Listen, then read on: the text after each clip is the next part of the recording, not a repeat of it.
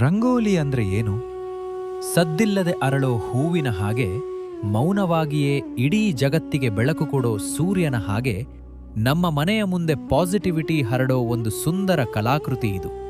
ಪ್ರತಿದಿನ ಬೆಳಿಗ್ಗೆ ಅಂಗಳದಲ್ಲಿ ಅರಳೋ ಈ ರಂಗೋಲಿ ಬರೀ ಸುಂದರವಷ್ಟೇ ಅಲ್ಲ, ಇದರ ಹಿಂದೆ ಅದ್ಭುತವಾದ ಆರೋಗ್ಯದ ರಹಸ್ಯ ಅಡಗಿದೆ. ರಂಗೋಲಿ ಬಿಡಿಸೋದು ನಮ್ಮ ಮೆದುಳಿಗೆ ಒಂದು ಬೆಸ್ಟ್ ಎಕ್ಸಸೈಸ್. ಚುಕ್ಕೆಗಳನ್ನು ಎಣಿಸೋದು, ಆಕಾರಗಳನ್ನು ಹಾಕೋದು ನಮ್ಮ ಮೆದುಳಿನ ಎಡಭಾಗವನ್ನ ಚುರುಕುಗೊಳಿಸಿದ್ರೆ, ಬಣ್ಣಗಳನ್ನ ಆರಿಸೋದು ಬಲಭಾಗದ ಸೃಜನಶೀಲತೆಯನ್ನ ಹೆಚ್ಚಿಸುತ್ತೆ.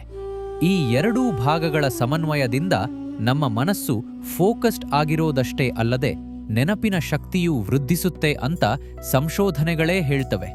ಇನ್ನೊಂದು ಮುಖ್ಯ ವಿಷಯ ಅಂದ್ರೆ, ರಂಗೋಲಿ ಹಾಕೋದು ಒಂದು ಧ್ಯಾನ ಇದ್ದಂತೆ.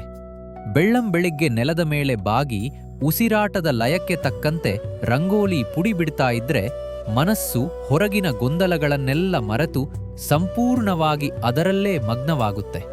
ಇದು ಒತ್ತಡವನ್ನ ಕಡಿಮೆ ಮಾಡಿ ದಿನವಿಡೀ ನಿಮ್ಮನ್ನ ಪ್ರಸನ್ನವಾಗಿಡುತ್ತೆ.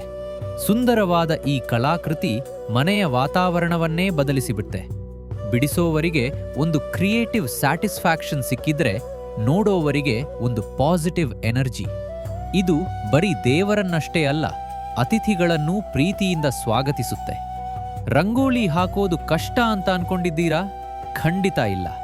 ಇವತ್ತೇ ಕೇವಲ 2 ಚುಕ್ಕೆಗಳಿಂದ ಶುರು ಮಾಡಿ ಆಮೇಲೆ ನೋಡಿ, ಅದರ ಆನಂದವೇ ಬೇರೆ. ಹಾಗಾದರೆ ನಾಳೆ ಬೆಳಗ್ಗೆ ನೀವು ಯಾವ ವಿಶಿಷ್ಟ ರಂಗೋಲಿ ಹಾಕಿ ನಿಮ್ಮ ದಿನವನ್ನ ಶುಭವಾಗಿಸಿಕೊಳ್ತೀರಾ? ಕಾಮೆಂಟ್ ಮಾಡಿ ತಿಳಿಸಿ.